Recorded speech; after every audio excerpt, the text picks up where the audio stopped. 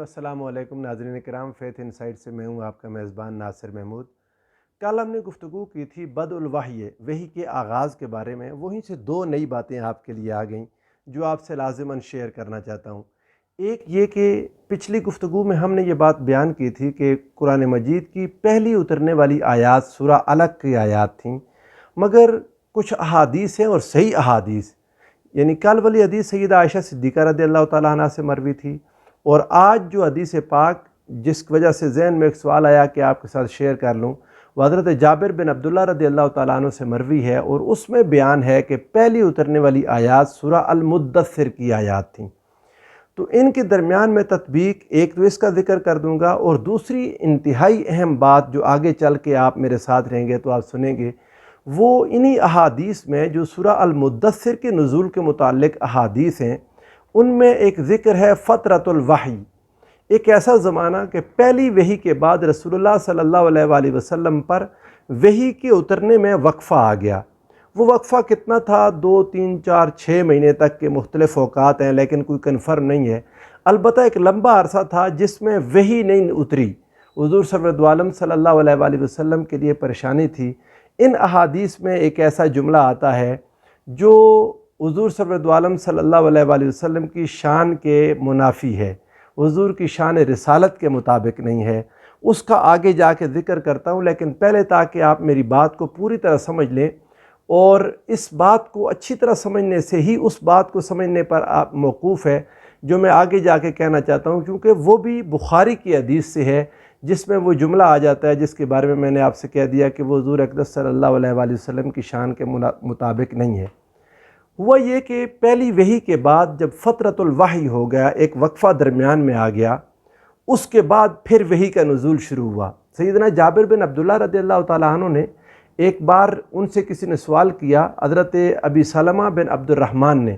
انہوں نے پوچھا جی کہ سب سے پہلے کون سی آیہ مبارکہ نازل ہوئی، کون سی صورت نازل ہوئی؟ تو انہوں نے جواب دیا کہ یا ایھا المدثر، ان سے سوال کیا گیا، او اقرأ بسم ربک، کیا اقرأ بسم ربک الذی خلق نہیں تھا؟ انہوں نے کہا بھائی بات یہ ہے، احدثکم ما حدثنا بہ رسول اللہ صلی اللہ علیہ وآلہ وسلم، میں تمہارے سامنے وہی بات کر رہا ہوں جو ہمیں رسول اللہ صلی اللہ علیہ وآلہ وسلم نے بتائی تھی، اور وہ یہی تھی۔ پھر لمبی حدیث بیان کر دی انہوں نے کہ میں غار حرا سے نکلا، اور غار حرا سے نکل کے جب میدان کے وادی کے درمیان میں پہنچا تو مجھے ایک آواز آئی، میں نے آسمان کی طرف دیکھا تو مجھے جبریل امین نظر آئے، اور پھر اس کے بعد آگے پوری حدیث پاک ہے کہ وہ آیات اتریں، یا ایھا المدثر، گھر آ کے آقا علیہ السلام لیٹ گئے، چادر مبارک اوپر اوڑھ لی، اور پھر آواز وہی نازل ہوئی، یا ایھا المدثر قم فانذر وربک فکبر۔ یہ حدیث پاک بظاہر یوں لگتا ہے کہ سیدہ عائشہ صدیقہ رضی اللہ تعالیٰ عنہ سے مروی اس روایت کے منافی ہے، لیکن اگر آپ ان تمام احادیث کو اکٹھے کر لیں جو بدء الوحی یعنی وحی کے آغاز سے متعلق ہیں، تو ان تمام احادیث کو اکٹھے کر کے جو نتیجہ ہمارے سامنے آتا ہے وہ یہی ہے کہ پہلی اترنے والی آیات وہی تھیں جو سورہ العلق کی اقرأ بسم ربک الذی خلق ہیں۔ یہاں حضرت جابر بن عبداللہ رضی اللہ تعالیٰ عنہ نے، ممکن ہے حضور علیہ السلام سے تب تک وہ غار حرا کی پہلی وحی کا ذکر نہیں سنا ہوگا، یہ فترۃ الوحی، وحی کے وقفے کے بعد جو پہلی آیات اتریں وہ یا ایھا المدثر تھیں۔ یہ واقعہ انہوں نے حضور علیہ السلام سے سنا ہوا تھا تو انہوں نے وہ بیان کر دیا۔ ادروائز اگر ان ساری احادیث کو دیکھیں، اس میں ہے تفصیل، یعنی حضور علیہ السلام کے الفاظ سے اندازہ ہو جاتا ہے، اور بعض احادیث میں کہ یہ فترت وحی کے بعد کا زمانے کی بات ہو رہی تھی، اور بعض احادیث میں ہے کہ وہی جبریل جو مجھے غار حرا میں ملے تھے وہ پھر نظر آئے، جن کی کرسی آسمان سے لے کر مشرق و مغرب کو گھیرے ہوئے تھی، تو یہ وہی جبریل تھے جو مجھے غار حرا میں ملے تھے۔ تو ان تمام روایات کو اکٹھا کر کے یہ بات کلیئر ہو جاتی ہے کہ یا ایھا المدثر یہ دوسری وحی اتری تھی، دوسری وحی، پہلی وحی وہی تھی اقرأ بسم ربک الذی خلق۔ اب جس بات کی طرف میں نے آپ کو کہا کہ مشکل ہو رہی ہے اس بات کو ماننے میں، اس کو تسلیم کرنے میں، اور وہ یہ بہت سارے محدثین نے اس کو نقل کر دیا، بہت سارے سیرت نگاروں نے اس کو نقل کر دیا۔ میں اگر کبھی موقع ملا آگے جا کے اس کا کوئی ذکر کر دوں گا کن کن لوگوں نے اس کو ذکر کیا اور اس پر اعتماد کیا، کیونکہ یہ امام بخاری اور امام احمد بن حنبل کی مسند دونوں میں یہ روایت موجود ہے کہ جب وحی کا زمانہ طویل ہو گیا، وحی نہیں آئی، وحی کی بندش کا زمانہ طویل ہو گیا، تو رسول اللہ صلی اللہ علیہ وآلہ وسلم پریشان ہو گئے اور شدید پریشان ہوئے۔ ان میں ایک الفاظ ہیں، اگر ذرا دل تھام کے سنیے گا، اگر آپ سن سکیں اور اس پر اپنے دل کو مضبوط رکھ سکیں، وہ الفاظ یہ ہیں کہ حضور سرورد عالم صلی اللہ علیہ وآلہ وسلم پر جب وحی کا زمانہ طویل ہوا تو حضور غمگین ہو گئے، حتیٰ حزن النبی صلی اللہ علیہ وآلہ وسلم، حضور سرورد عالم صلی اللہ علیہ وآلہ وسلم پریشان ہوئے، فیما بلغنا، جو بات ہم تک پہنچی، حزناً، اتنا غم تھا، غدا منہ مرارن کہ یتردى من رؤوس الجبال، حضور نبی کریم صلی اللہ علیہ وآلہ وسلم نے کئی بار ارادہ کیا کہ اپنے آپ کو پہاڑ سے گرا لیں۔ یہ الفاظ اب آپ کا دل، آپ دیکھیں، میرا تو دل کانپ جاتا ہے۔ حضور نبی کریم صلی اللہ علیہ وآلہ وسلم نے اپنے آپ کو پہاڑ سے گرانے کا ارادہ کیا، معاذ اللہ، استغفر اللہ، گویا حضور سرورد عالم صلی اللہ علیہ وآلہ وسلم نے خودکشی کا ارادہ کیا۔ فَكُلَّمَا أَوْفَى بِذِرْوَةِ جَبَلٍ لِكَيْ يُلْقِيَ مِنْهُ بِنَفْسِهِ تَبَدَّى لَهُ جِبْرِيلٌ، جب بھی آقا دو جہاں صلی اللہ علیہ وآلہ وسلم پہاڑ کی چوٹی پر پہنچ جاتے اور اپنے آپ کو گرانے کا ارادہ کر لیتے، تبدّى لَهُ جبریل، تو سیدنا جبریل امین ظاہر ہوتے، فقال یا محمد، اور وہ کہتے انک رسول اللہ حقا، یا محمد، اے محمد صلی اللہ علیہ وسلم، آپ اللہ کے سچے رسول ہیں۔ فَيَسْكُنُ لِذَلِكَ جَاشُهُ وَتَقَرَّ عَيْنُهُ حَتَّى يَرْجِعَ، اس سے حضور صلی اللہ عالم صلی اللہ علیہ وآلہ وسلم کو سکون ہو جاتا، آپ کی آنکھوں مبارک کو ٹھنڈک مل جاتی، آپ کے دل میں سکون آ جاتا، اور آقا دو جہاں صلی اللہ علیہ وآلہ وسلم اس ارادے سے رک جاتے۔ لیکن اگلے الفاظ پھر وہی ہیں، فَإِذَا طَالَتْ عَلَيْهِ فَتْرَةُ الْوَحْيِ، پھر جب وحی کے رکے رہنے کا زمانہ مزید طویل ہوا، غدا لمثل ذالک، حضور علیہ السلام نے پھر ایسا ہی کیا، فَإِذَا أَوْفَى بِذِرْوَةِ جَبَلٍ تَبَدَّى لَهُ فَقَالَ لَهُ مِثْلُ ذَلِكَ، اور جب آقا علیہ السلام پھر پہاڑ کی چوٹی پر پہنچ گئے تو دوبارہ یہی ہوا کہ جبریل ظاہر ہوئے اور انہوں نے کہا یا محمد انک رسول اللہ حقا، اے محمد صلی اللہ علیہ وآلہ آلہ وسلم، آپ اللہ کے سچے رسول ہیں۔ یہ بات دل نہیں مانتا۔ آقا دو جہاں صلی اللہ علیہ وآلہ وسلم اظہار نبوت سے پہلے اگر ایسا ارادہ کرتے تب بھی دل نہیں ماننا تھا۔ حضور علیہ السلام اپنی ولادت مقدسہ سے لے کر اپنی حیات طیبہ کے ایک ایک لمحے میں اللہ کی براہ راست حفاظت میں تھے۔ میرے مصطفیٰ کریم صلی اللہ علیہ وآلہ وسلم وہ ہیں کہ ان کی عمر مبارک کی قسم خود رب ذوالجلال نے قرآن میں کھائی، لَعَمْرُكَ إِنَّهُمْ لَفِي سَكْرَتِهِمْ يَعْمَهُونَ، اے میرے پیارے حبیب صلی اللہ علیہ وآلہ وسلم، مجھے آپ کی عمر مبارک کی قسم، رب ذوالجلال جس عمر مبارک کی قسم کھائے، اس میں کوئی ایک لمحہ ایسا آ جائے کہ حضور علیہ السلام خودکشی کا سوچیں۔ آقا وہ جن کا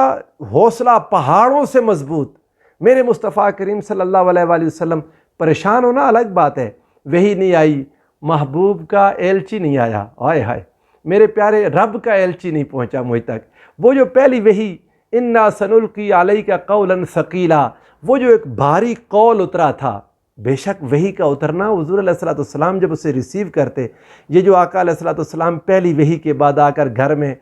فرمایا چادر مجھ پر اڑا دو، حضور علیہ السلام کہ یہ جو سارا معاملہ تھا، یہ کیا تھا؟ یہ تھا کہ وہ قرآن اترا تھا جس کے بارے میں خدا کہتا ہے لو انزلنا هذا القرآن على جبل لرأيته خاشعا متصدعا من خشیت اللہ، اگر پہاڑ پر اترتا تو پہاڑ ریزہ ریزہ ہو جاتا خدا کے خوف سے۔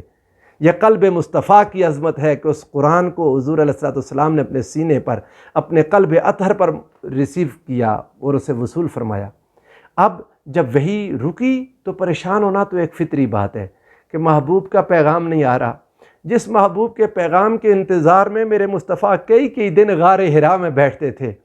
آقا کئی دن اللہ کے سامنے وہ مراقبہ کرتے، وہ مجاہدہ کرتے، کئی دن بغیر کھائے بغیر پیے، غار حرا کی وہ خلوتیں۔ اب جب محبوب کا پیغام نہ آئے تو پریشانی تو ہوتی ہے، یہ بات تو سمجھ آتی ہے، لیکن اس پریشانی میں پہاڑ پہ چڑھ جانا کہ اپنے آپ کو ختم کر لیں، یہ بات سمجھ نہیں آتی۔ لیکن یہ بات میں اکیلا نہیں ہوں کہ میں یہ کہہ دوں کہ میں چونکہ اس کا انکار کرتا ہوں، میں کون ہوتا ہوں انکار کرنے والا۔ اس حدیث پر گفتگو بڑی طویل کی، میں محدثین کے نام لے لیتا ہوں آپ کے سامنے۔ انہوں نے یہ بات کہی کہ یہ امام شیخ ابن شہاب زہری رحمۃ اللہ تعالیٰ علیہ المتوفیٰ 124 ہجری، ان کی روایت ہے، اور ان کی روایت بھی 24 اسناد کے ساتھ ہے۔ 24 سندوں میں سے صرف ایک سند جو آپ کے شاگرد امام معمر بن راشد سے ہے، یہ تبع تابعین میں آتے ہیں، اور ان کی 150 ہجری میں آپ کا وصال پاک ہے۔ امام معمر کی روایت میں یہ الفاظ ہیں، اور یہ الفاظ بھی رسول اللہ صلی اللہ علیہ وآلہ وسلم کے نہیں ہیں۔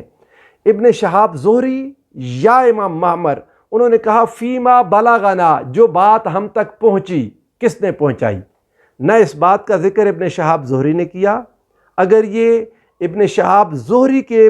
بلاغات میں سے ہے تو ان کو بتانا چاہیے تھا۔ اگر ان کے بلاغات میں سے نہیں ہے، جیسا کہ ان کے باقی 23 شاگردوں نے یہ بات بیان نہیں کی، تو ممکن ہے معمر کے بلاغات میں سے او فیما بلغنا، مجھ تک یہ بات پہنچی، پہنچانے والا کون ہے وہ معلوم نہیں۔ جب معلوم نہیں تو حدیث منقطع ہو گئی، اور حدیث منقطع حدیث ضعیف کی قسم ہے۔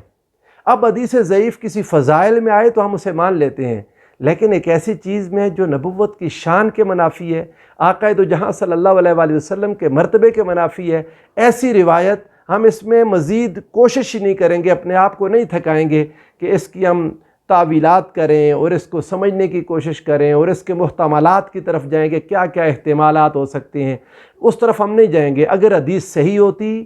تب بھی حضور علیہ السلام کی شان کے مطابق اس کی ساری سند میں کوئی انقطاع نہ ہوتا، تب بھی ہم اس کے متن پر اعتراض لگا کے چھوڑ دیتے۔ حضور علیہ السلام کے بارے میں یہ تصور کرنا ممکن ہی نہیں کہ میرے آقا کسی دن اپنے آپ کو پہاڑ سے گرانے کے لیے اوپر پہاڑ کی چوٹی پر چلے جائیں، حضور علیہ السلام خودکشی کا ارادہ کر لیں، ممکن ہی نہیں۔ ساری سند درست ہوتی تب بھی اس کے متن پر اعتراض تھا، مگر اب محدثین نے اس کی سند پر بات کی۔ اگر آپ دیکھنا چاہیں، امام کرمانی کو دیکھیں، امام ابن حجر عسقلانی کو دیکھیں، امام عینی کو دیکھیں، قاضی ایاز مالکی کو دیکھیں، ان سب نے اس کی تضعیف کی ہے، اور سب نے کہا ہے کہ یہ حدیث اس قابل نہیں ہے کہ ہم رسول اللہ صلی اللہ علیہ وآلہ وسلم کے بارے میں یہ عقیدہ رکھیں کہ آقا دو جہاں صلی اللہ علیہ وآلہ وسلم نے خودکشی کی کوشش کی۔ لہذا امام بخاری اور مسند امام احمد بن حنبل کے ان الفاظ پر ہم اعتماد نہیں کریں گے۔ باقی تمام روایات جو 23 ان الفاظ فیما بلغنا اور یہ سارا خودکشی والا واقعہ اس کے بغیر ہے، انہی پر اعتماد کریں گے۔ اللہ تعالیٰ ہمیں حضور علیہ السلام کا ادب، حضور کا تعلق اور حضور کی نسبت نصیب فرمائے، اور حضور علیہ السلام کی